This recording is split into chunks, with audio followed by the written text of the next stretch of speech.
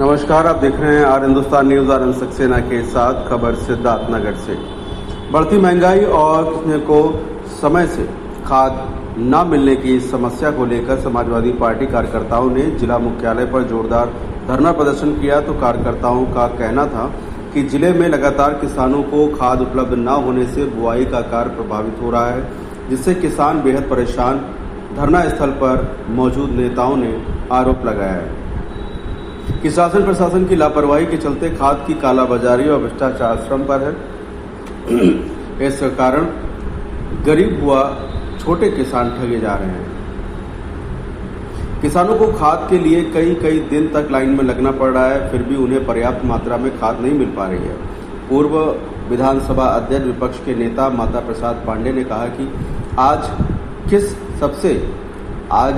सबसे ज्यादा किसान परेशान है। बुआई का समय चल रहा है, लेकिन किसानों को समय से यूरिया खाद नहीं मिल पा रही है। सरकार की नाकामी और अधिकारियों की लापरवाही के कारण खाद की कालाबाजारी हो रही है। गरीब और छोटे किसानों को लाइन में खड़े होकर भी खाद नहीं मिल पा रही है। ये किसान विरोधी सरकार सिर्फ बड़े पूंजीपतियों का हित देख रही है। समाजवादी पार्टी किसानों की इस लड़ाई में उनके साथ है। जब तक किसानों को राहत नहीं मिलेगी, तब तक हमारा संघर्ष जारी रहेगा। सपा नेताओं ने कहा कि यदि जल्द ही यूरिया खाद की कीमत को और किल्लत को दुरुस्त नहीं किया गया तो आंदोलन और भी व्यापक किया जाएगा। इस दौरान कार्यकर्ताओं ने सरकार के खिलाफ नारेबाजी करते हुए मांग किया कि जिले में खाद का वितरण पारदर्शी व्यवस्था सुनिश्चित किया जाए। ये खास रिपोर्ट थी सिद्धार्थनगर से संवाददाता सुनील श्रीवास्तव की। फिलहाल आप सुरक्षित रहिए, जुड़े रहिए आर हिंदुस्तान से। नमस्कार।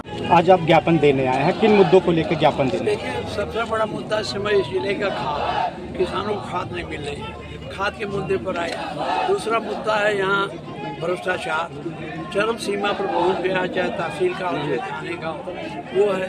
तीसरा मुद्दा है कि हमारा सौहार्द भाईचारा जो बिगाड़ा जा रहा है हिंदू मुसलमान के बीच में, उस दूरी को कम करने का प्रयास प्रशासन करे, इसको बढ़ावे नहीं।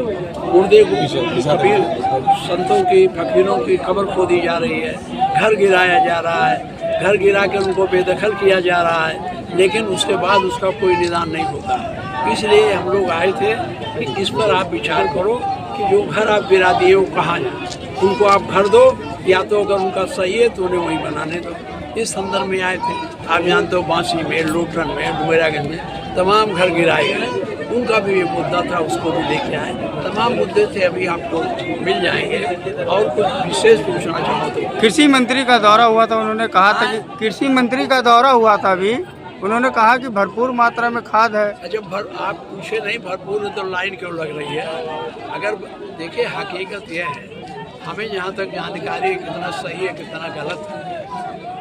जो हमारे कारखानों में खाद बननी थी, उसके लिए जो मटेरियल चीन से आता था, चीन ने देना बंद कर दिया। तनाव मटेरियल आया नहीं, उतनी खाद बनी नहीं, इसलिए जो है खाद का उत्पादन हुआ है। अब वो नहीं बता रहे, कह रहे हमारे पास खाद पर्याप्त है। तो शाही जी से पूछना चाहिए, आज तो चलिए एक गोदाम पर सबको दिला दीजिए, क्या नहीं दिलाते?